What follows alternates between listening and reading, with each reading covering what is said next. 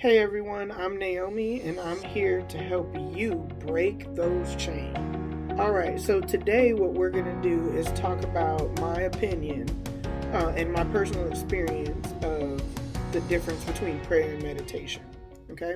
As I've said before in a previous video, I grew up in the church. We were in the church almost every church service that was available.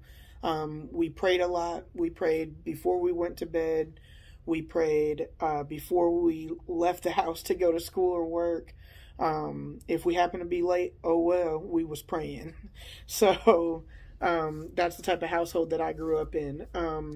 I also remember when I was young that I was constantly feeling like my prayers were not measuring up, that the words that I were choosing to use were not eloquent enough to be seriously heard by God. I felt like I was praying for the same thing over and over and wasn't exactly sure what wasn't connecting. But I just didn't ever feel like my prayers were being heard, that I had any connection at all to God. And I constantly remember feeling like, that I was not good enough for God to answer me back or tell me just hold on a minute or anything of that nature. I'd never felt or I'd never heard any correspondence from God using prayer. So recently in my life, I've actually gone through quite a bit of trial where my marriage basically dissolved. I know that that's not one of the things that we normally talk about in the spiritual community, but that was my catalyst to get me into my spiritual awakening. At that time, I knew that I wanted to dig into the spiritual aspect of things. But I also knew that I didn't want to do it the same way that I had done it before. So meditation was something that kept coming up. And in the past, I had attempted to do it, but was never very successful because I couldn't quiet my mind. I couldn't get out of all the turmoil that I was actually going through long enough in order to be able to connect to my own self inside. To hear my own thoughts, nor did I even, to be honest, feel worthy of being able to connect to myself inside and know what it is that I needed. And I know that seems really backwards, but if you can relate, please comment down below so that not only I know that I'm not in this alone, but other people who may feel that way are not in this alone as well, okay? I attempted to meditate. The first couple were awful. I couldn't find the right type of music that would make me calm down. I couldn't find the right type of environment in order to quiet my mind or anything like that. My oldest daughter actually told me that maybe I should look into trying a guided meditation. So, it took me a few days, but then I looked it up on YouTube and found a guided meditation that I truly connected with. I could tell that there was something to the meditation that was guided. The first time I didn't have an experience. The second time I didn't have an experience. It was one of those do this for 21 days and it'll change your life type thing. I'll make sure to link it down below in the description. So if anybody is on their journey and wanting to know where to start, I would definitely suggest that this would be a place for you to start. Here's the list, okay? The first thing is that prayer to me has always been a method of asking God or higher power for something that we probably feel like we don't really deserve. But, we're hoping that in us asking for it, God would smile on us and bestow it to us because He's an ever-living God and knows the desires of our hearts. If you think about it, if you're somebody who has kids, you probably know that your kids do that to you all the time. I can't go into a store with my kids without them asking me for something because they feel like I'm their mom and I should want to give it to them because they asked. And I feel like that in and of itself, for me, solidifies that prayer for me is immature, because I was coming to it from the standpoint of I'm a child and I want something, so I'm going to ask my father for it.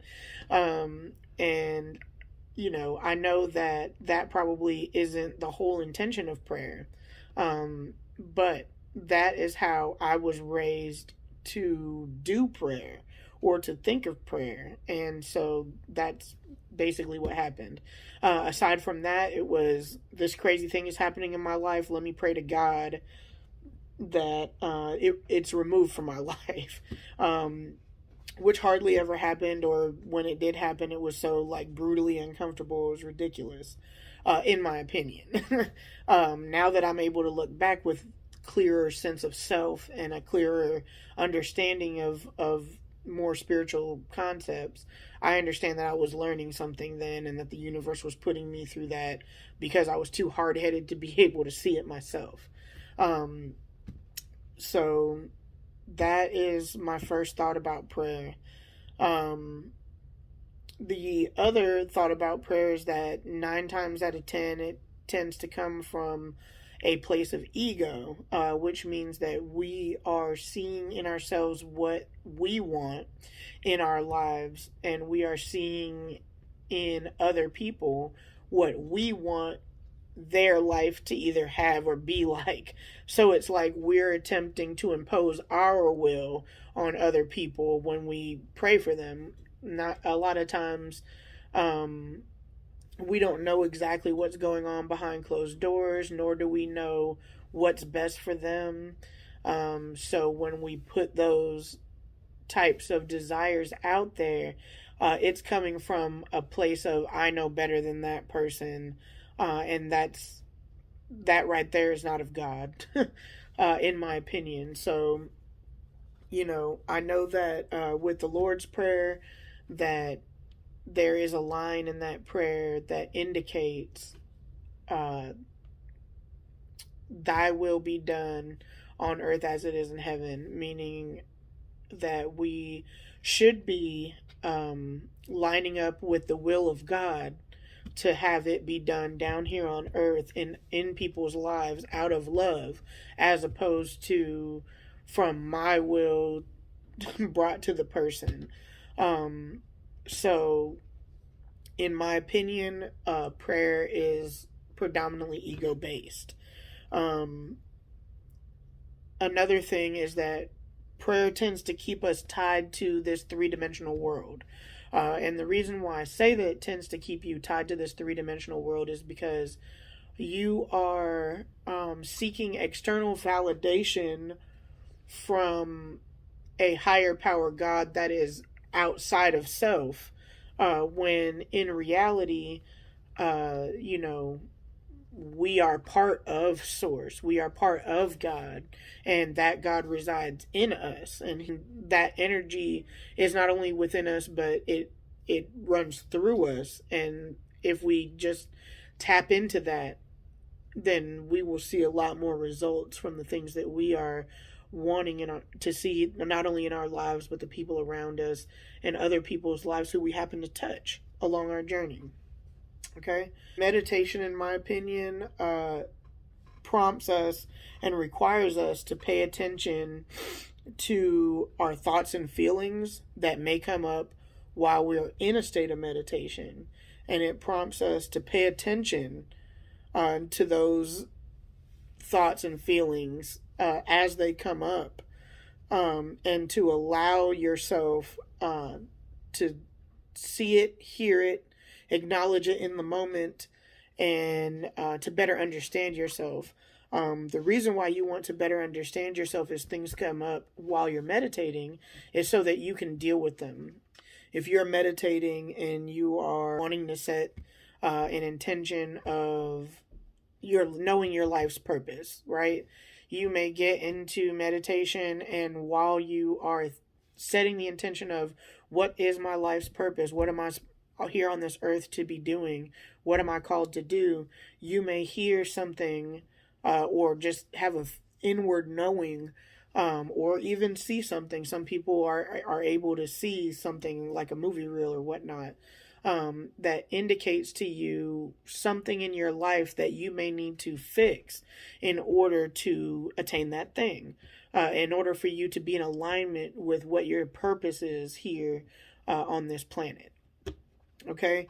When you are in a state of meditation, you are encouraged to hear those things. When you are praying, 9 times out of 10, you are waiting to hear an audible voice. And if you're anything like me, I was waiting for Naomi, you are my child, and I love you.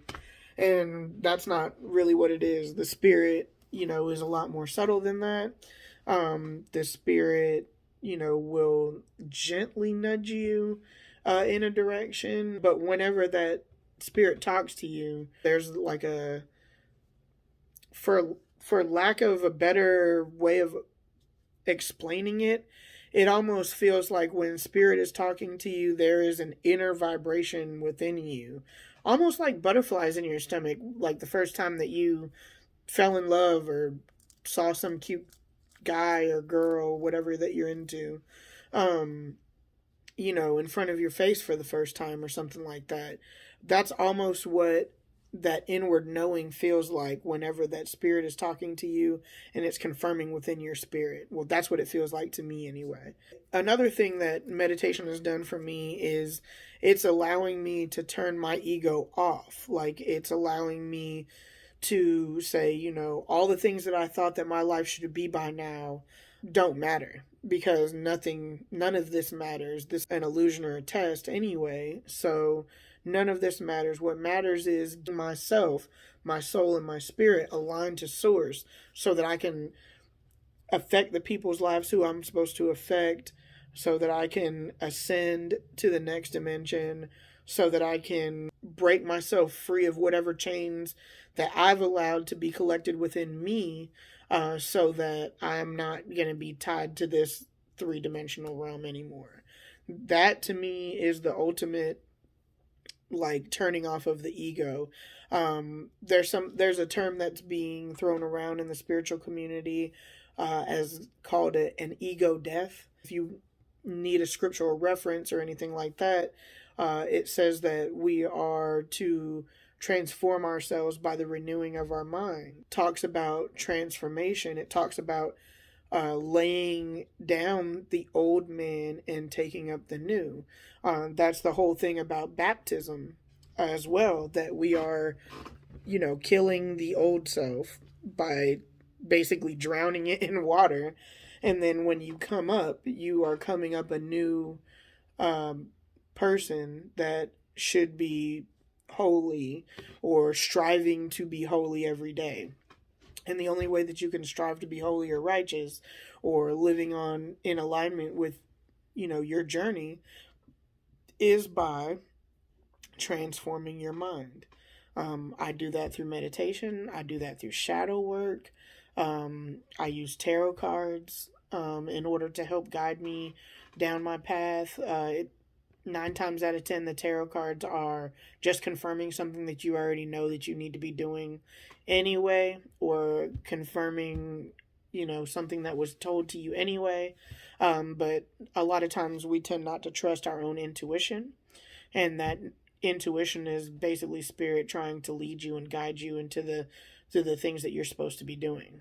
Another thing that meditation does, in my opinion, is it allows you to transcend from this 3D world to the 5D realm. It's here in front of us. We can't see it with our naked eyes, but what we do see in this 3D realm is not real. It's not what's really going on. To be able to quiet the mind, to be able to kill the ego off every day, and deal with those issues that may be holding you back from being able to level up spiritually, is definitely a mindset shifting thing. But through meditation, I feel like I am able to do that.